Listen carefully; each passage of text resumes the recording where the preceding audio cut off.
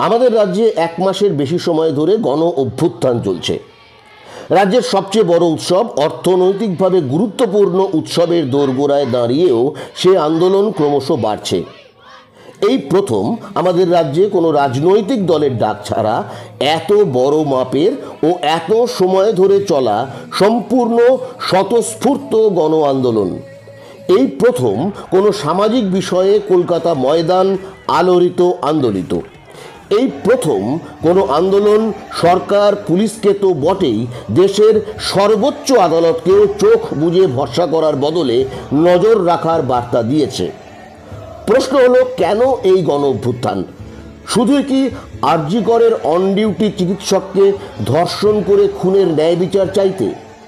আগেও ধর্ষণ গণধর্ষণ করে খুন হয়েছে, কিছু ক্ষেত্রে তার বিরুদ্ধে আন্দোলনও হয়েছে, কিন্তু এরকম তরঙ্গ তৈরি হয়নি কেন? রাস্তাঘাট, মাঠ, জঙ্গল, যানবাহন বা বাড়িতে নয়, সিস্টেমের নিরাপত্তার চাদরে ঢাকা সরকারি একটি হাসপাতালের মধ্যেই একজন ডাক্তারকে ধর্ষণ করে খুন, এরকমটা আগে কোনোদিনও হয়নি। এতে মানুষের মধ্যে বিপন্নতা বোধ চরমে পৌঁছল। দেওয়ালে পিঠ ঠেকে যাওয়া মানুষ, পাড়ায় পাড়ায় দাদাদের ভয়ে গুটিয়ে থাকতে বাধ্য হওয়া মানুষের দ্বিধা দ্বন্দ্বের বাঁধ ভেঙে গেল। গণ অভ্যুত্থান। কি চাইছেন মানুষ? জাস্টিস, সুবিচার। ধরা যাক খুব দ্রুত তদন্ত শেষ করে দোষীদের কঠোর শাস্তি হয়ে গেল, কঠোরতম শাস্তি। কিন্তু তাহলে কি ধর্ষণ গণধর্ষণ বন্ধ হয়ে যাবে? মেয়েদের নিরাপত্তা নিশ্চিত হয়ে যাবে? আমরা সবাই জানি উত্তরটা হলো না, হবে না। তারপরও কেন এক মাস ধরে লড়াই চলছে? কি হতে পারে এর পরিণতি?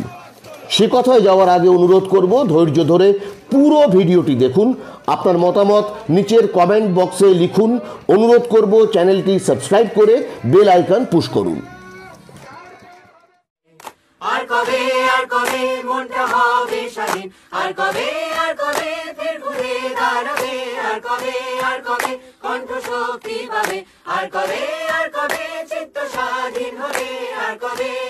অরিজিৎ সিং এর এই গানটাই এখন গণ অভ্যুত্থানের থিম সং হয়ে গেছে। গানের প্রথম লাইনগুলো খেয়াল করুন।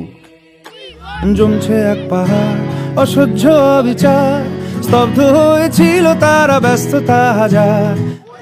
জমছে এক পাহাড় অসহ্য অবিচার, স্তব্ধ হয়েছিল তারা ব্যস্ততা হাজার। এই গণ অভ্যুত্থান আসলে হাজার ব্যস্ততা সরিয়ে অনেক বছর ধরে সয়ে যাওয়া অসহ্য অবিচারের এক পাহাড় সরাতে চাওয়ার লড়াই। অন্ন, বস্ত্র, বাসস্থান, শিক্ষা, স্বাস্থ্য মানুষের অধিকার। কাজ পাওয়াটা অধিকার, কাজ হারানোর ভয় না থাকাটা অধিকার, নিজের কথা নির্ভয়ে বলতে পারাটা অধিকার, নিরাপত্তা পাওয়াটা অধিকার। সেগুলো না পাওয়াই তো অবিচার। ভয়ের দুনিয়ায় মাথা গুঁজে থাকতে বাধ্য হওয়াটা অবিচার।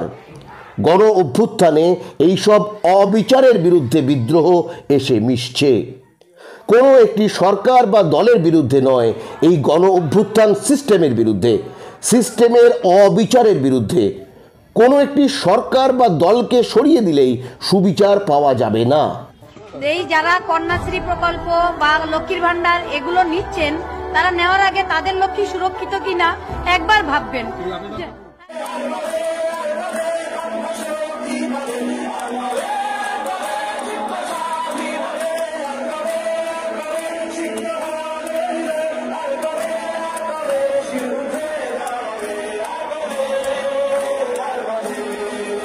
সিস্টেম মানে শুধু সরকার নয়, প্রশাসন, পুলিশ, আইনসভা, বিচার ব্যবস্থা, এখন মিডিয়া, এসব মিলেই সিস্টেম।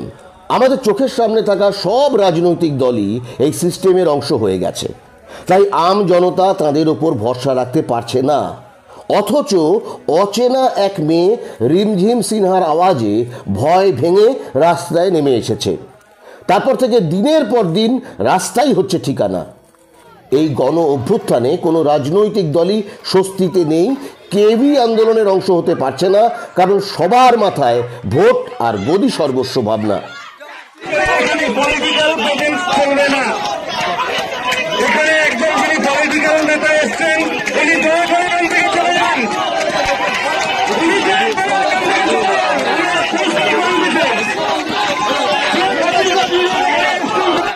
সব দলই নিজেদের পতাকা ব্যানার নিয়ে আলাদা কর্মসূচি করে অস্তিত্ব জাহির করতে চাইছে। আবার ভোটের অঙ্ক মাথায় রেখে কোনো দলই আন্দোলনের বিরুদ্ধে কথা বলতে পারছে না। তবে সুযোগ পেলেই শাসক দল হুমকি দিচ্ছে, খোঁচা মারছে, হামলাও করছে। কসাইতে পরিণত হচ্ছে দিনের পর দিন ডাক্তাররা, কসাইতে পরিণত হচ্ছে দিনের পর দিন ডাক্তাররা। যারা আঙুল তুলে মমতা বন্দ্যোপাধ্যায়ের পদত্যাগ চাইছে, সেই আঙুলগুলোকে চিহ্নিত করে সেই আঙুলগুলোকেও ভেঙে দেওয়ার বন্দোবস্ত করতে হবে। মাননীয় মুখ্যমন্ত্রীকে একটা কথাই জানাতে চাই যে আমরা আমাদের লক্ষ্মী ভাণ্ডার দিচ্ছেন ঠিকই, কিন্তু আমরা সুরক্ষিত নই এখনো। বিরোধী দলগুলো খোঁচা মারছে। বিজেপি বলছে আন্দোলনে মনুবাদ সে আজাদি স্লোগান কেন উঠবে। সিপিএম বলছে এসব অরাজনৈতিক আন্দোলন আবার কি। বিজেপি সিপিএম বলছে দফা এক, দাবি এক, মমতার পদত্যাগ। পাবলিক বলছে উই ওয়ান্ট জাস্টিস। মানে পার্টি বলবে আর পাবলিক চলবে, এই ফর্মুলা খাটছে না। ভোট আর গদি সর্বস্ব রাজনৈতিক সিস্টেমের বিরুদ্ধে জিহাদ এই গণ অভ্যুত্থান। বিপদে পড়লে সিস্টেম প্রথমে মানুষের কিছুটা রাগ বেরিয়ে যেতে দেয়, তারপর লাগাম টানতে নামে মানুষের কাছে সিস্টেমের সবচেয়ে বিশ্বাসযোগ্য প্রতিষ্ঠানটি। যেমন এক্ষেত্রে নেমেছে কোর্ট। হাইকোর্ট শুনানি শুরুর দিনই তদন্ত সিবিআইকে দিয়ে দিল। হাইকোর্টের হাত থেকে নিজে চেয়ে মামলা হাতে নেয় সুপ্রিম কোর্ট, কারণ সর্বোচ্চ আদালতের ওপর বহু মানুষ ভরসা রাখেন।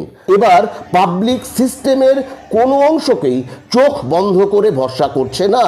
নজর রাখার বার্তা দিতে সুপ্রিম কোর্টে শুনানির আগের রাত যাচ্ছে। কোর্ট এবং সিবিআই নামক দুটো খুঁড়োর কল আসলে বেআব্রু সিস্টেমের সামনে একটা পর্দা ঝোলানোর চেষ্টা। এতে মানুষের হাতের সবচেয়ে কাছে থাকা সিস্টেমের অংশ রাজ্য সরকারের ওপর ক্ষোভের ঢেউ আছড়ে পড়বে কম। তারাও একটা বাহানা পেয়ে যাবে। এক মাস তো হয়ে গেল, আজকে 9 তারিখ, 1 মাস 1 দিন, 31শে মাস গেছে। আমি অনুরোধ করব পুজোতে ফিরে আসুন, উৎসবে ফিরে আসুন, আর সিবিআইকে বলবো তাড়াতাড়ি বিচারের ব্যবস্থা করুন। এটা তো এখন আপনাদের হাতে, আমাদের হাতে নেই। এই দাবানল ছড়িয়ে পড়ুক, স্লোগান ভরা মিছিল চাই, ঘড়ির সময় যাচ্ছে চলে, বিচার দাও সিবিআই, বিচার দাও সিবিআই। যে আন্দোলন সিস্টেমকে ধাক্কা মারতে পারে সেটা কখনো রাজনীতিহীন হতে পারে না, কিন্তু চালু রাজনৈতিক দলগুলোর ওপর তার ভরসা নেই। সেই অর্থে এই আন্দোলন অরাজনৈতিক। এই গণ অভ্যুত্থানের হাত ধরে শাসকের দাপটের মুখে অসহায় লক্ষ লক্ষ মানুষ ভয় কাটিয়ে হকের কথা বলতে শুরু করেছেন।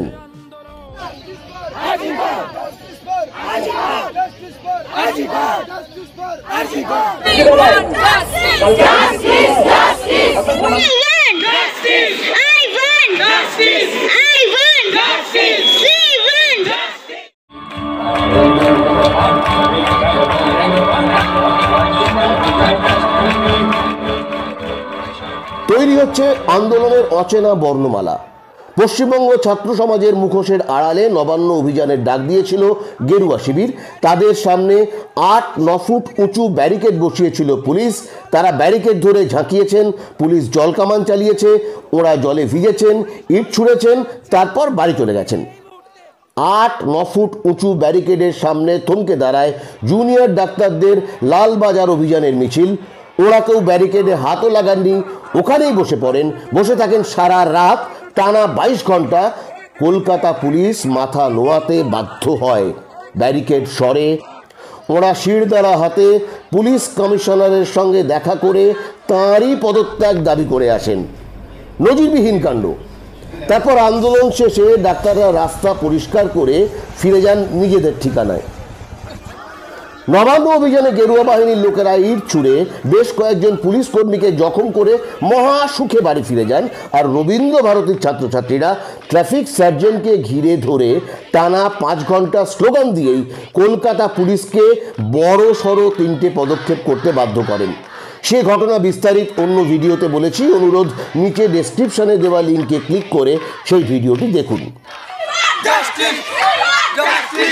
এই জাস্টিসের দাবি আসলে সমস্ত রকম অসাম্যের বিরুদ্ধে। আর্থিক অসাম্য, লিঙ্গ, ধর্ম, জাতের নামে অসাম্যের বিরুদ্ধে এই গণ অভ্যুত্থান। বিপন্নতার বিরুদ্ধে গলা তুলেছেন দেওয়ালে পিঠ থেকে যাওয়া মানুষ। এটা বিপন্ন মানুষের গর্জন।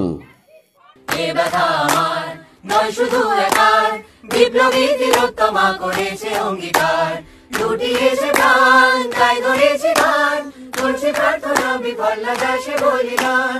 বিপ্লবী তিলোত্তমার বলিদান যদি বিফলে যেতে দিতে না চাই, তাহলে গড়ে তুলতে হবে নতুন সিস্টেম। তার জন্য দরকার সদা জাগ্রত নাছোড় নাগরিক আন্দোলন, আর দরকার নতুন ঘরানার রাজনৈতিক সংস্কৃতি ও রাজনৈতিক দল। এই আন্দোলনের গর্ভ থেকে একাধিক রাজনৈতিক দলও তৈরি হতে পারে। চলমান গণ অভ্যুত্থানে সে সম্ভাবনা লুকিয়ে আছে। অনেকে বলবেন, নতুন পার্টি মানে তো আবার সেই পার্টিবাজি। কিন্তু রাজনৈতিক দল ছাড়া গণতান্ত্রিক ব্যবস্থা চলতে পারে না, নৈরাজ্য নেমে আসবে। বর্তমান রাজনৈতিক দলগুলোর ডিএনএ ভোট আর ক্ষমতা সর্বস্ব, সেখানেই সমস্যা। নতুন ধারার যে রাজনীতির কথা বলছি, সেখানে ভারী ভারী জটিল কোনো অঙ্ক থাকবে না। সমস্ত রকম অসাম্য, বৈষম্য, নির্যাতনের বিরুদ্ধে লড়বে ন্যায়সঙ্গত অধিকারের পক্ষে। উন্নয়নের সবচেয়ে বেশি গুরুত্ব পাবে পরিবেশ আর পিছিয়ে থাকা মানুষকে সামনের দিকে নিয়ে আসার ভাবনা। পুঁজি সর্বস্ব বড় শিল্পের ধাপ্পা নয়, তাতে কাজের সুযোগ তৈরি হয় না। কাজের সুযোগ তৈরির সঙ্গে সঙ্গে রাজ্যের আর্থিক চেহারাটা চাঙ্গা করার পরিকল্পনা। যে রাজনীতি সম্মান করবে মুক্ত চিন্তাকে, সব মতকে। দলতন্ত্রের বিরুদ্ধে সেই দল, যে দল গ্ল্যামার বা মেধার অহংকার সরিয়ে এলিটদের বদলে সামনের সারিতে জায়গা দেবে প্রান্তিক অধিকারহীন মানুষকে।